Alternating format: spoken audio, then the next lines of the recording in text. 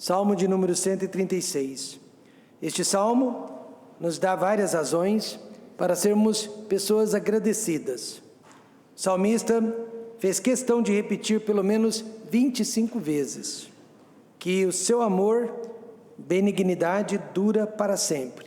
Você pode dizer, porque o seu amor, a sua benignidade ou a sua misericórdia dura para sempre, a fim de mostrar que o amor de Deus é eterno e alcança todos os níveis da humanidade. Talvez você nem goste de ouvir isso, mas Deus ama aquele homem, aquele pedófilo, que abusou de dezenas de crianças inocentes, do mesmo tanto que Deus amou a Madre Teresa de Calcutá, que só fez o bem sem jamais olhar a quem. Eu e você não seríamos capazes de amar as pessoas assim como Deus ama. Nós amaríamos apenas as pessoas amáveis, porém Deus ama também as pessoas mais odiáveis. O amor de Deus é universal e este fato ficou comprovado na cruz do Calvário. Agora o salmista diz que precisamos ser pessoas agradecidas. Mas como? Se você e eu vivemos na geração dos direitos, na geração das reclamações, do descontentamento. Depois de meia hora, aconselhando uma esposa, eu perguntei se ela conseguia agradecer ou reconhecer alguma coisa de boa na vida do marido. E ela precisou pensar bastante. E aí ela conseguiu elogiar o marido, pelo menos em uma área da vida dele. O fundador da universidade onde eu estudei, o Dr. Bob Jones Sr., costumava dizer para os alunos da universidade: quando a gratidão morre no altar de um coração, já não resta mais esperança para aquela pessoa. Quando a gratidão morre no altar de um coração, já não resta mais esperança para aquela pessoa. Ou seja, Deus pode restaurar um lar ferido. Deus pode restaurar um filho rebelde. Deus pode restaurar até mesmo um crente desanimado. Mas o que Deus, nem Ele mesmo, consegue ajudar ou transformar é uma pessoa ingrata ou uma pessoa insatisfeita. Alguns alunos da universidade olhavam para os 10% de defeitos, de problemas que havia naquela instituição e reclamavam o máximo possível, enquanto que jamais agradeciam pelos 90% de acertos, de bênçãos que a escola proporcionava na vida deles. E assim também somos nós, em relação à nossa família. Nós habitamos nos pequenos defeitos, nos poucos defeitos da nossa família, ao invés de sermos agradecidos pelas grandes bênçãos que a nossa família nos proporciona.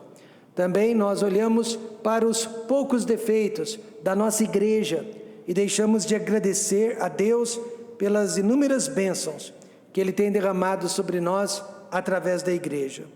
Isso é verdade, então, em relação a tudo na vida: casamento, igreja, trabalho, o nosso país e tudo mais relacionado a esta vida.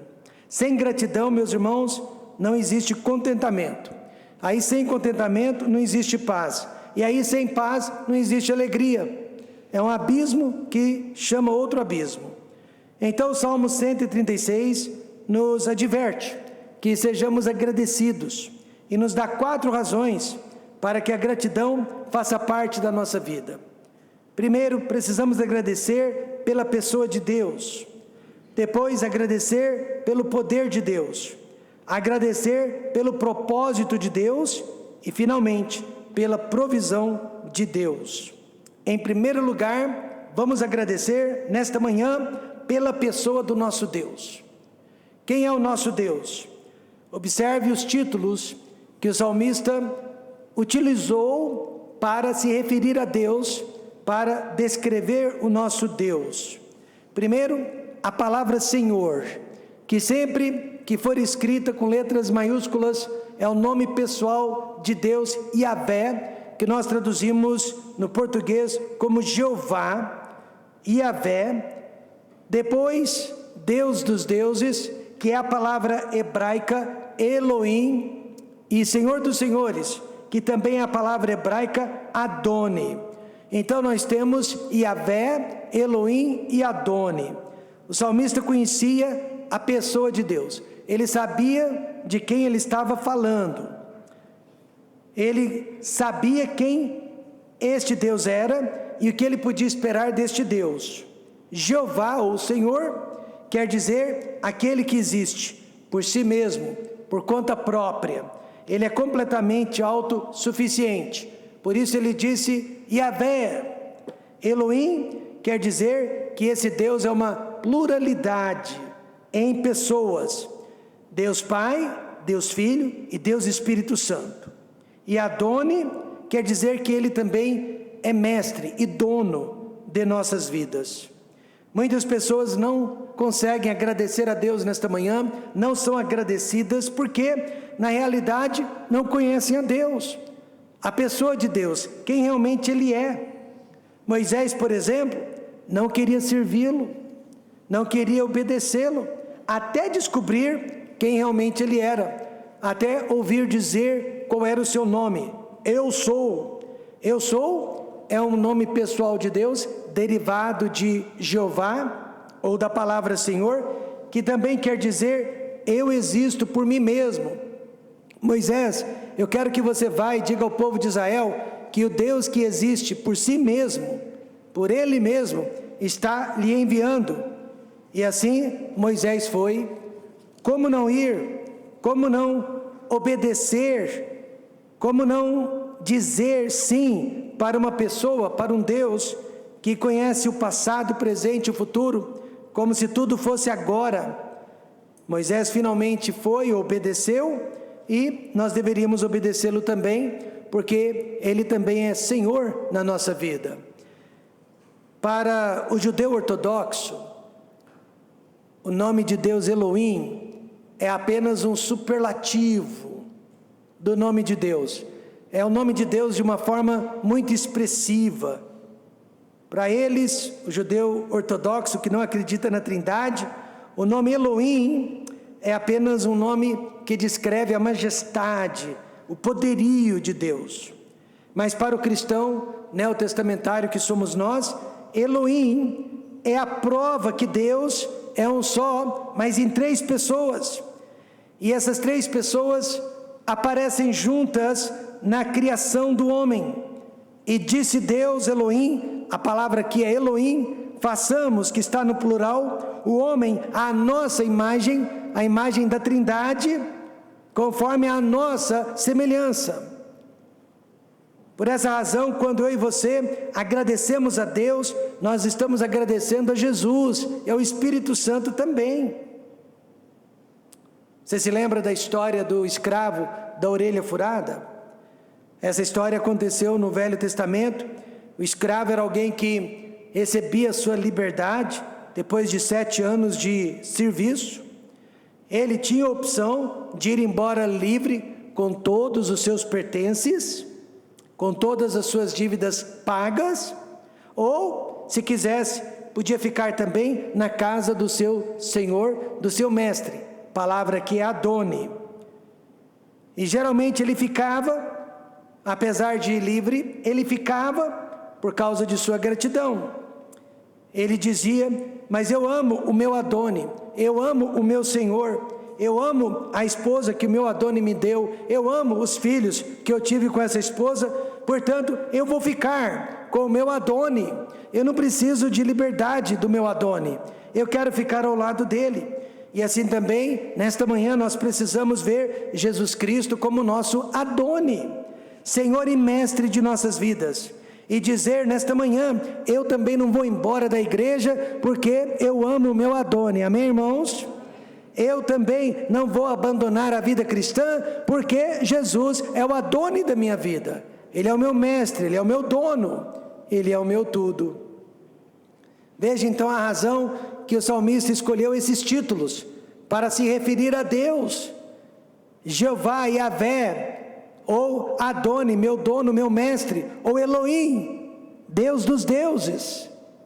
E como não ser um ser humano grato a este Deus? Precisamos agradecer a Deus pelo que Ele é. Ele é autoexistente, amém, irmãos? Ele é uma trindade e Ele é o dono de tudo e de todos. Em segundo lugar, agradecer pelo poder de Deus. Os milagres e o poder de Deus estão estampados na história da humanidade, mas também na criação que nos rodeia. Você sabia que no Velho Testamento, o termo, a expressão maravilhas, maravilhoso, milagres, só era usada em relação ao nosso Deus? Não podia ser usada em relação aos homens. Nenhum homem é maravilhoso, só Deus é maravilhoso, amém, irmãos? Salmo 19, verso 1 diz: os céus declaram a glória de Deus, e o firmamento anuncia a obra das suas mãos. Então milagres ou maravilhas estão ocorrendo todos os dias. Sabe onde? Dentro do nosso próprio corpo físico. Você sabia que nós temos células que se renovam a cada 5 dias e células que se renovam a cada 10 anos? E se essas células não se renovassem, nós morreríamos prematuramente, muito cedo na vida. Mas Deus, Ele fez tudo tão perfeito para que pudéssemos subsistir neste corpo físico e vivêssemos o tempo que Ele tem determinado para cada um de nós. Não é à toa então que um dos cientistas mais importantes do mundo, que era ateu, o Dr. Francis Collins, passou a acreditar em Deus quando ele estudou o DNA do corpo humano. O Dr. Collins é responsável pela descoberta de vários genes culpados por doenças incuráveis, mas que agora poderão ser estudadas e tratadas através do mapeamento do DNA humano. Ele disse, depois de estudar o DNA humano, impossível não acreditar em Deus, observando a perfeição e a organização do corpo humano. Impossível não acreditar em Deus, ele disse. Por isso o salmista fez questão de dizer que pelo entendimento Deus criou o céu, estabeleceu a terra sobre as águas, organizou as estrelas em seus devidos lugares, incluindo o sol e a lua. Ele diz, olha, nós temos que ser agradecidos a Deus pelo poder de Deus. Veja o que está acontecendo ao seu redor, veja o que Ele já criou ao seu redor, veja o que está acontecendo dentro de você e agradeça a Deus. Ele é poderoso, Ele é maravilhoso demais. Você sabia que a distância entre a Terra e o Sol é uma ciência exata? Se os dois estivessem mais próximos, nós seríamos queimados vivos. E se os dois estivessem mais longe, nós seríamos congelados. Sem o Sol, os planetas do sistema solar iriam se colidir também. Agora, a palavra de Deus diz, e nós acreditamos nela, Salmo 62, 11, Deus falou uma vez, 2 vezes ouvi isto. O quê? Que o poder pertence a Deus. Amém, irmãos? Poder não está nas mãos dos homens, poder está nas mãos de Deus, o tempo todo. Deus jamais abriu mão do seu poder. Por esta razão, Maria, mãe de Jesus, quando ficou sabendo que seria o vaso que traria o Filho de Deus a este mundo, ela ficou atônita, e ela mais ou menos disse isso, mas como pode um Deus todo-poderoso ter escolhido um vaso quebrável como eu, para ser a mãe de seu filho? Foi assim que ela se sentiu. E nesta manhã, como pode Jesus Cristo, imaculado, santo, poderoso, ter morrido na cruz do Calvário pelos meus pecados? Você já parou para pensar sobre isso? O salmista diz então que devemos ser eternamente gratos pela pessoa do nosso Deus e pelo poder do nosso Deus. Também agradecer pelo propósito de Deus. Provavelmente este Salmo 136 foi escrito após os 70 anos de cativeiro na Babilônia, cerca de 538 a.C. Aí o salmista, olhando pelo retrovisor da história, pôde ver o plano de Deus para com a nação de Israel. Por isso que eu sempre digo, na hora nós não podemos enxergar o poder de Deus, os milagres de Deus, olhando para o futuro também não podemos ver os milagres de Deus, mas sempre que olhamos para o retrovisor da nossa vida, podemos ver que Deus operou muitos milagres, e é por isso que chegamos até aqui. Nós podemos ver os milagres de Deus há um dia atrás, há um mês, há um ano. Nós podemos ver como Deus tem operado milagrosamente em nossas vidas. Tudo começou com Abraão, mas não parou com Abraão. O plano de Deus continua até os dias de hoje para com a nação de Israel, e bem-aventurada é a igreja que acredita que Deus ainda tem um plano, Deus ainda tem um propósito especial para a nação de Israel. Há denominações religiosas que acham que a igreja substituiu Israel. Isso não é verdade. Israel continua sendo a nação eleita e o povo escolhido de Deus. A igreja é uma instituição, e Israel de Deus é outra instituição. E Deus ainda não finalizou o seu propósito para com Israel. E este salmo deixa bem claro que o amor de Deus para com Israel durará para sempre. Há uma promessa de bênção e até de maldição para todos nós em relação a Israel. Gênesis 12:3 diz: e abençoarei os que te abençoarem, e amaldiçoarei os que te amaldiçoarem. Em ti serão benditas todas as famílias da terra. O que enxergamos quando nós também olhamos para o passado, para o presente, para o futuro de Israel? Porque é sobre Israel que o salmista está falando. Nós enxergamos libertação recebida, proteção constante e a misericórdia imerecida de Deus para com eles. Primeiro, irmãos, libertação recebida. O que feriu o Egito nos seus primogênitos, porque a sua benignidade dura para sempre. A última praga que Deus derramou sobre a terra do Egito, antes de tirar o seu povo do Egito, representa todas as 10 pragas juntas. Deus utilizou pragas para libertar o seu povo da terra do Egito. Os judeus foram escravizados por mais de 400 anos. Israel jamais se esqueceu desta libertação. Até os dias de hoje, eles comemoram a libertação do Egito. Razão pela qual Deus ele recebeu um novo nome. Deus tem vários nomes, e um dos nomes de Deus é este: o Deus que nos tirou da terra do Egito. Se tornou um nome próprio, o Deus que nos tirou da terra do Egito.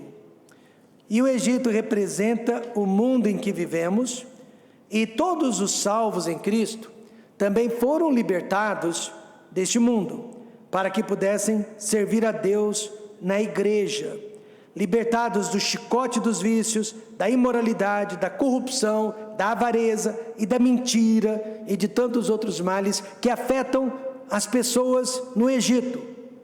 Mas Deus quer nos tirar do Egito. E assim como aconteceu com o apóstolo Paulo, que era escravo da religião, mas ainda não era salvo, pode acontecer conosco também.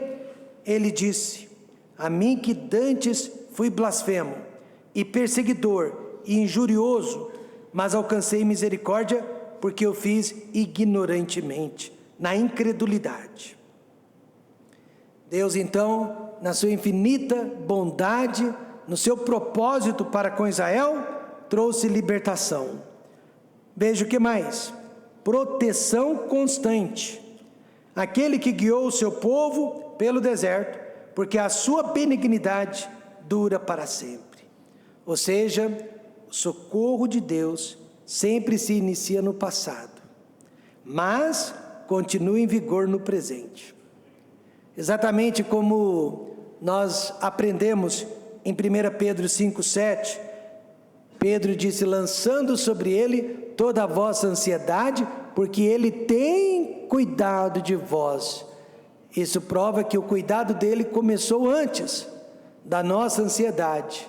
Ele sempre esteve cuidando de nós.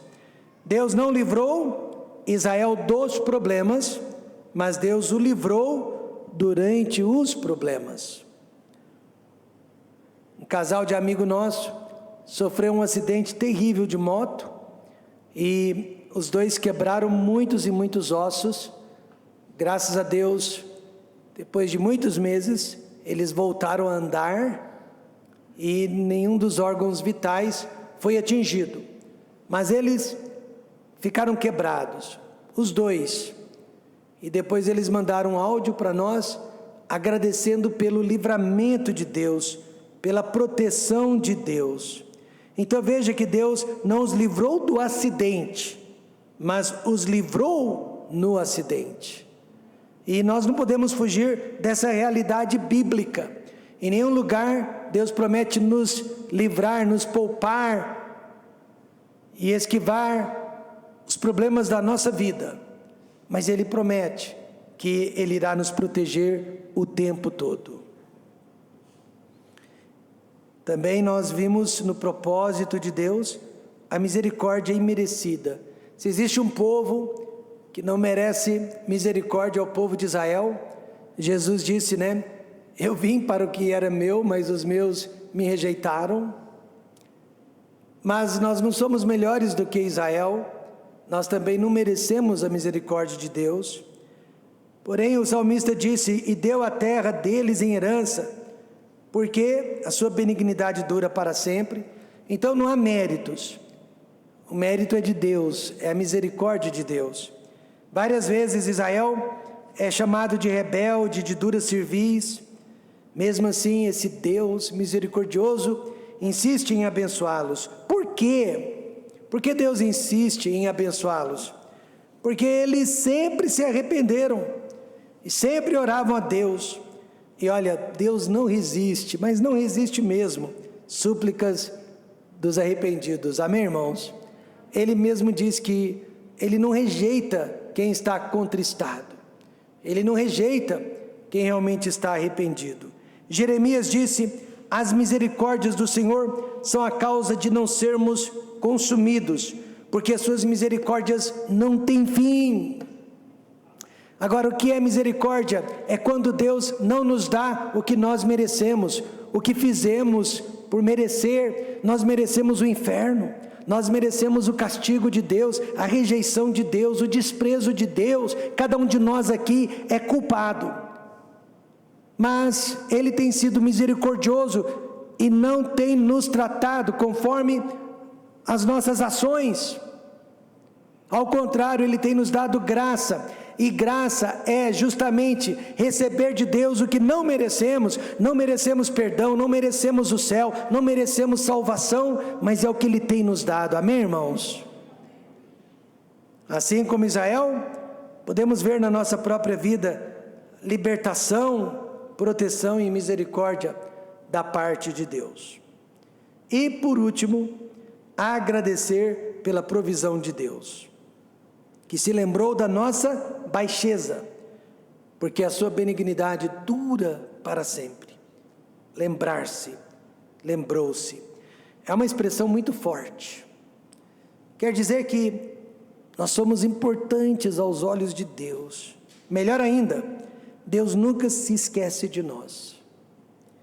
Depois de 70 anos na Babilônia, Deus se lembrou de Israel, fez com que eles retornassem do cativeiro para Jerusalém. Deus podia ter esquecido aquele povo lá, mas não se esqueceu. E veja, duas demonstrações da lembrança de Deus para conosco: proteção contra os inimigos e a manutenção da nossa vida.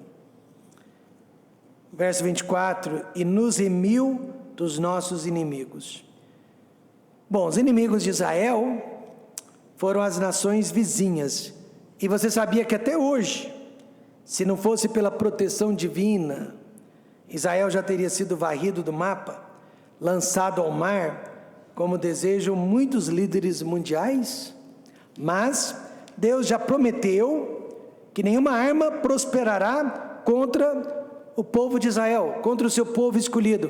Por favor, alguém diga para os líderes políticos do Irã, alguém diga para a Rússia, alguém diga para todos os países árabes que gostariam de varrer Israel do mapa, o que diz Isaías 54:17. Toda ferramenta preparada contra ti não prosperará, e toda língua que se levantar contra ti, em juízo, tu a condenarás. Agora mesmo, tudo indica que o Irã já está preparando, já está quase pronta uma arma nuclear que seria usada contra Israel. Tudo bem, podem fabricar mais e mais armas, mas a palavra de Deus diz que nenhuma delas prosperará contra a nação de Israel, contra o povo de Deus. E quantos acreditam em Deus? Mas hoje em dia, os inimigos da igreja são o mundo. Satanás é a nossa própria carne. Nada tem derrotado mais o povo de Deus do que esses três inimigos. Assim como um pescador usa uma isca para atrair os peixes e lançá-los ao anzol, esses três inimigos usam o que nós mais gostamos, o que nós mais desejamos, para nos prender e nos impedir de servirmos a Deus. Pode ser um hobby, pode ser uma ambição, pode ser uma amizade. Mas Deus pede que nós possamos vencer esses inimigos. Deus pode também nos imir deles. Ele se lembra também de nós através da manutenção da vida, irmãos. Verso 25, o que dá mantimento a toda a carne, porque a sua benignidade dura para sempre. Mantimento ou comida, né? Necessárias para a vida física.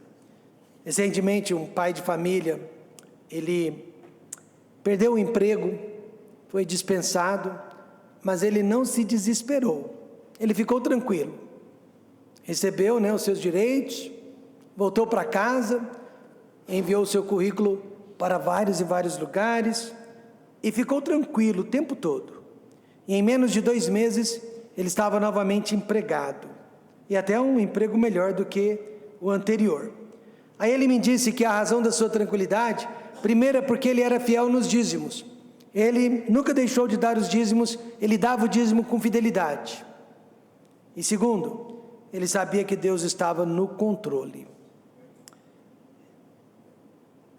É a promessa de Malaquias 3:10, trazei todos os dízimos à casa do tesouro, para que haja mantimento na minha casa, depois fazei prova de mim nisto, diz o Senhor dos Exércitos, se eu não vos abrir as janelas do céu, não derramar sobre vós uma bênção tal, até que não haja lugar suficiente para recolherdes. Ao todo, o Salmo 136 nos apresenta 22 razões para sermos pessoas mais agradecidas a Deus. Eu sempre digo, na hora dos problemas, das provações, agradeça. Agradeça, agradeça, agradeça, agradeça. Infelizmente, a gratidão está perdendo lugar para insatisfação. Nós estamos rodeados de reclamações e de críticas, porque as pessoas não conseguem enxergar mais as bênçãos de Deus, só enxergamos os problemas. O Salmo 136 era lido pelo sacerdote, e o cifrão, como nós fizemos aqui hoje cedo, repetido pela congregação, porque a sua benignidade dura para sempre. A congregação recitava. Todos eram convidados então a louvar e agradecer a Deus. E a melhor forma de adorar a Deus é através do agradecimento.